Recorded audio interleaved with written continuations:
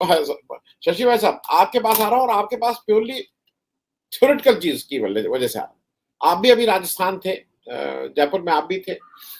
जिस तरह से आप देख रहे थे कि भाई अगर मध्य प्रदेश भोपाल में शिवराज सिंह चौहान थे, तो मध्य प्रदेश राजस्थान में भी वो केवल अशोक गहलोत थे।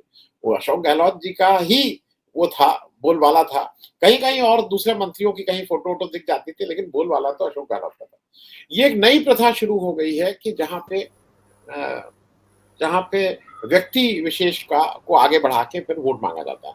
मेरा लेकिन आपसे एक और प्रश्न है, ये जो 5 राज्यों के चुनाव हो रहे हैं, इन राज्यों स्पष्ट जो मुझे समझ में आ रहा है, ये नॉर्मल स्टेट इलेक्शन नहीं है। जैसे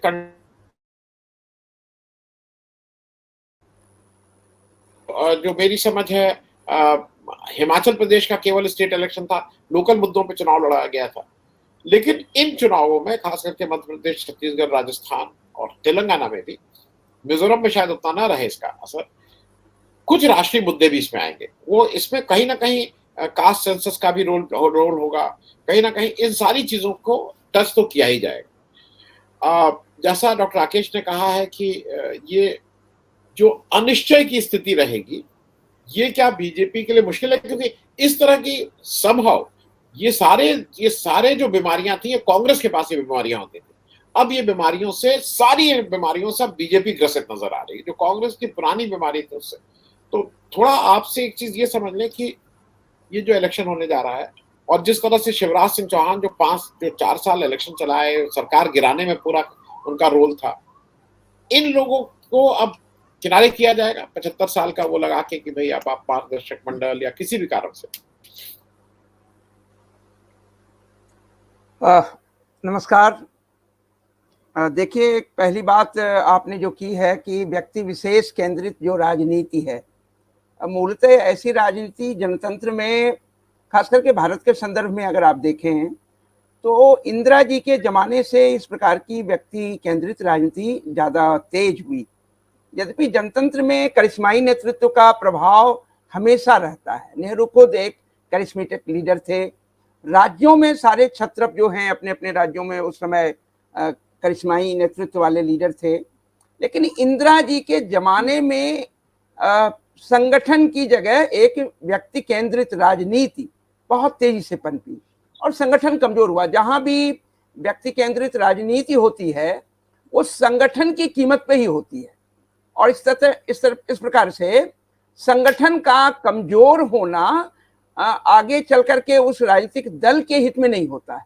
जब तक आपके पास अगर बहुत ज्यादा करिश्मेटिक पर्सनालिटी है और कुछ मुद्दों को उछाल कर वो जनता को आकर्षित कर सकते हैं और उसके बाद एक पॉलिटिक्स में स्वीप हो जाता है, तो वो संभावना वहां से बनी। अब रही बात की जो आपने चर्चा की इसमें कि भारतीय जनता पार्टी ने भी कई इन बुराइयों को स्वीकार करके और उसे उन्होंने बहुत तेजी से अपनाया है, ये तो सही है। देखिए, ट्रेंड सेटर तो कांग्रेस रही है, इसमें कोई दो राय नहीं हो सकती, वो ट्रेंड सेटर हैं और बाकी पार्टियों ने उसको फॉलो किया। और अब तो स्थिति ये है कि सामान्यतः जितनी पार्टियां हैं, अगर वामपंथी पार्टियों को आप रहने दें तो सामान्यतः वहां व्यक्ति केंद्रित राजनीति है, चाहे क्षेत्रीय पार्टियां हैं या कांग्रेस तो पहले से थी ही और भारतीय जनता पार्टी में भी। वैसे आप ये भी देखें कि जब तक अटल बिहारी वाजपेयी थे, सामान्यतः भारतीय जनता पार्टी में लाई बहुत मजबूत या कद्दावर नेता के रूप में थे, संगठन पर बहुत जबरदस्त नियंत्रण था। लेकिन इसके बावजूद भी जो प्रधानमंत्री के या जो भारतीय जनता पार्टी का चेहरा वो अटल बिहारी वाजपेयी ही थे। और ऐसी स्थिति में आगे चल के, लेकिन एक बात जो उस समय हुई, एक तो वाजपेयी के व्यक्तित्व को लेकर के भी अधिकांश उसे एक मॉडरेट लीडर के रूप में प्रोजेक्ट किया जा सकता है या समझा जा सकता है भारतीय जनता पार्टी के अंदर। लेकिन उसके बाद जो 2014 से जो राजनीति आई है, खास करके नरेंद्र मोदी के आने के बाद, तो निसंदेह वो जो व्यक्ति केंद्रित राजनीति है वो मिसेस गांधी की राह पे है। यानी कि किस प्रकार से कैबिनेट के मंत्रियों का कोई जो है वजूद नहीं, तमाम संगठन के नेताओं का कोई वजूद नहीं, एक किचन कैबिनेट, अब तो किचन कैबिनेट भी नहीं है, वो मोदी जी के जमाने में उस समय तो किचन कैबिनेट था। आप जानते हैं कि एक चंडाल चौकड़ी के नाम से जाना जाता था इमरजेंसी के समय, उसमें ब्रह्मानंद रेड्डी भी थे, ओम मेहता भी थे और ऐसे लोग, बंसीलाल वगैरह वगैरह। लेकिन इस समय तो किचन कैबिनेट नहीं है, जैसा कि राकेश भाई ने कहा कि बस 2 व्यक्ति हैं, यानी कि एक प्रकार की कंपनी है जिसमें 2 लोग हैं। एक जमाने में इंडियन क्रिकेट टीम में 2 बहुत सशक्त बल्लेबाज होते थे और उसमें इंडियन टीम को कहा जाता कि 1.5 बल्लेबाजों की टीम है, यानी एक तो सुनील गावस्कर होते थे और आधे बल्लेबाज के रूप में गुंडप्पा विश्वनाथ को जाना जाता था।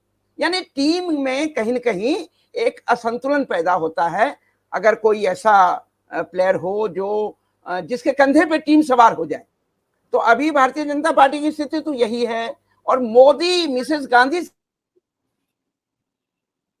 से भी आगे निकल चुके हैं। मिसेस गांधी के कम कुछ मंत्री उनके ऐसे थे जो उनके किचन कैबिनेट का भी हिस्सा थे और कुछ ऐसे नेता भी थे, लेकिन जो मोदी जी का काल है वह पूर्णतः व्यक्ति केंद्रित राजनीति, पूर्णतः।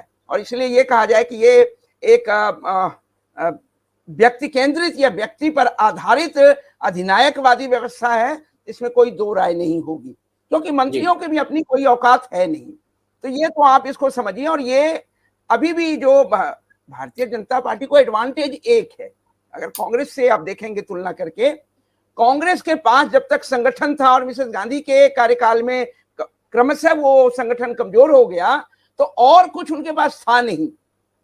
लेकिन भारतीय जनता पार्टी का एडवांटेज क्या है, वो जनसंघ के जमाने से ही, कि उनका एक मात्र संगठन है जो संगठन के पीछे, यानी कि पार्टी के पीछे एक मजबूत संगठन के रूप में होता है और दिन भर उसके जो भी स्वयंसेवक हैं, प्रचारक हैं, वो लगे रहते हैं जनता के बीच जाकर के, झूठ सही जो भी है, ज्यादातर झूठ ही बोलते हैं लेकिन झूठ सही वो बोलते रहते हैं।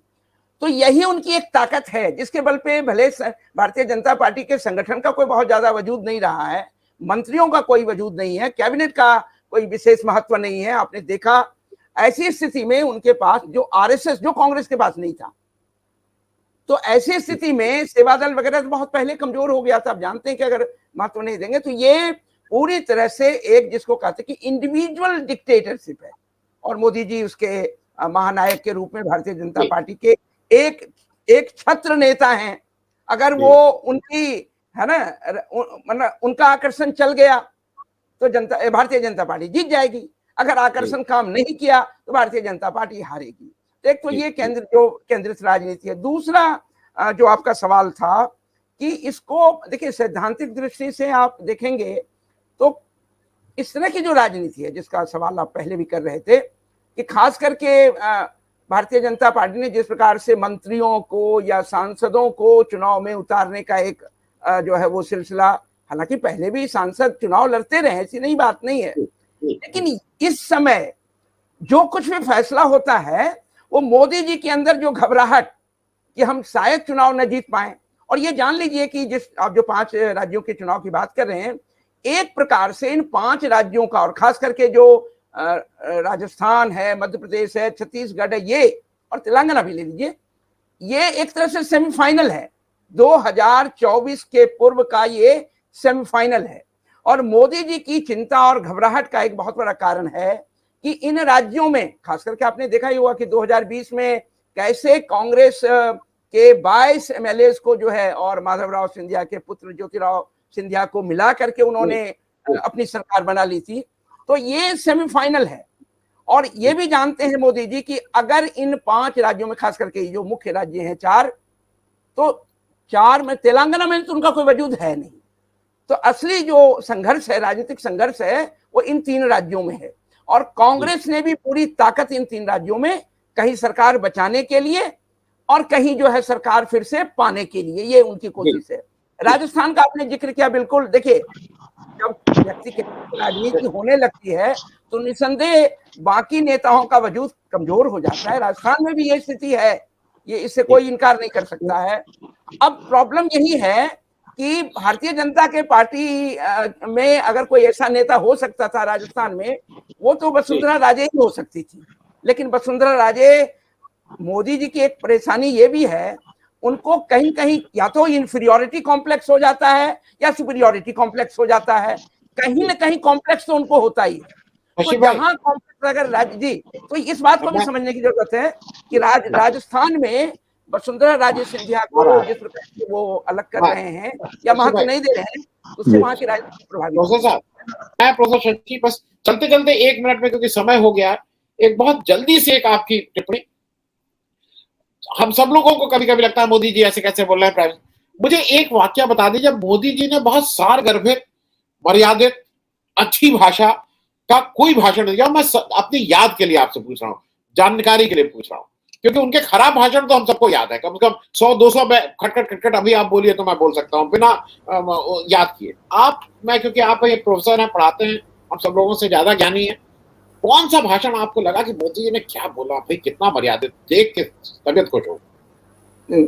आनंद भाई देखिए, जैसे जैसे सत्ता की शिखर पर ये ऊपर जाते गए, इनकी भाषा खराब होती गई, मर्यादा से इनका कोई जो है लेना देना नहीं रहा।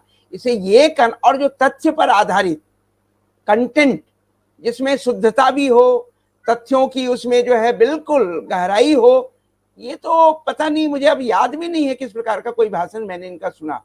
लंबे लंबे भाषण देना, झूठ और जुमलेबाजी भाषण में शामिल करना, ये उसकी विशेषता रही है। और ये मैं एक मानता हूं कि ये उनकी अपनी कुछ सीमाएं हैं।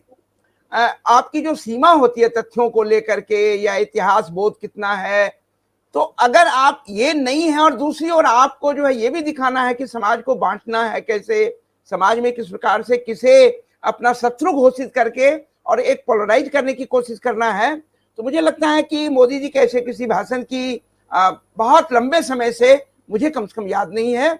और निरंतर ये जो है, आपने देखा होगा कि निरंतर उनकी भाषा भी खराब होती जा रही है।